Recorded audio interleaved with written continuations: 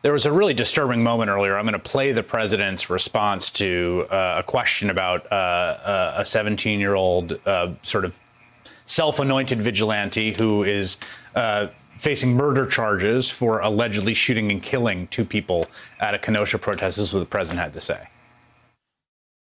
Are you going to condemn the actions of vigilantes like Kyle Rittenhouse?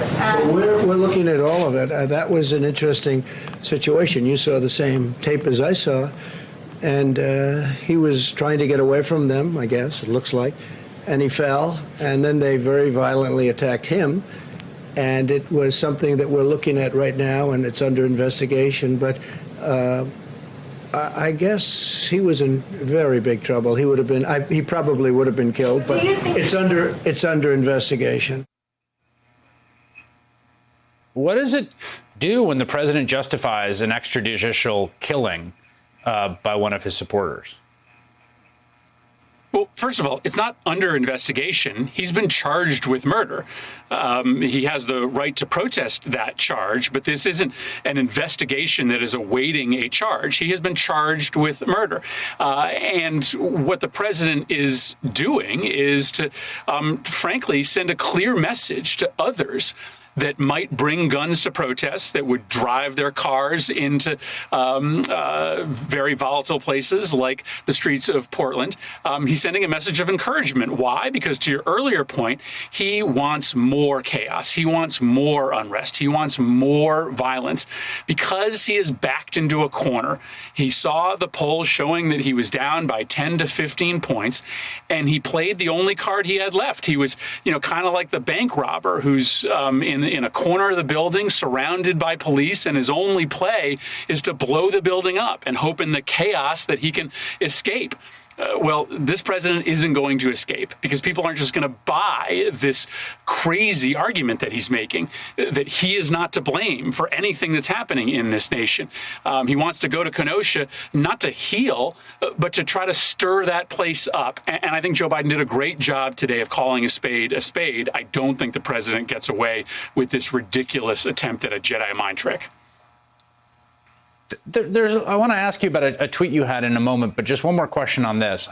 There is a sense, I think, sometimes that we don't know why, say, violence goes up or down in a society at given times. And of course, there were many, many more violent homicides, for instance, in, say, 1992, 1993 as a percentage of the population. It's gone down. It's come up a little bit this year in a worrying way for a lot of people. What does your book say, and what do you say about, what do we know about solutions, essentially, about ways that we can reduce the violence that we experience as Americans? Right. The first half of my book is really a history of American violence. And it's a fascinating history because it's not until the middle 1800s that we start to become a global outlier of violence.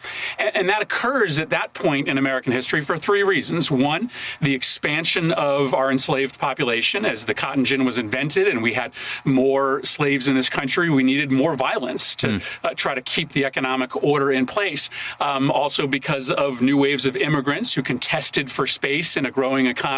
Violence was a result of those entrants, but also the handgun. But when the handgun came into play and became widespread in American society, it resulted in much more violence as well. But what we see is that violence has rapid points of decline as well, and they tend to coincide with changes in America's gun laws. In the 1930s and the 1990s, we see the two biggest declines in American violence, and they happen right after the first set of national gun laws in the 1930s, and then the Brady background check bill in the 1990s. And so that's why I believe that, gun laws isn't a panacea for controlling violence. History certainly shows us, as I explain in the book, that it gets us pretty quick returns. Final question for you. You tweeted this weekend, can we take the gloves off and tell the truth about the president's pandemic response?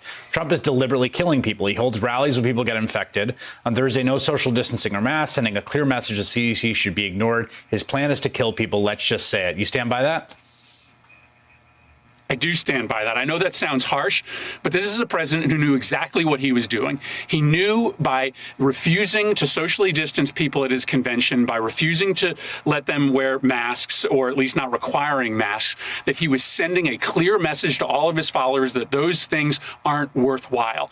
And the science tells him that if people aren't wearing masks and they're not socially distanced, then thousands of people are going to die. Let's call a spade a spade. The president knows exactly what he is doing. He is refusing to model the right behavior for the American public, and that is going to result in people dying. If you're on your way to the grocery store and you decide to drive on the sidewalk instead of the road, knowing that that may kill people, you are rightly called a killer. So I do believe this president is deliberately killing people, because all he had to do was make different choices about the behavior that he modeled, and there would be thousands of additional people alive today. That's his choice.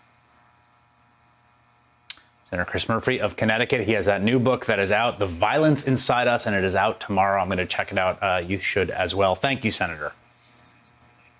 Thank you.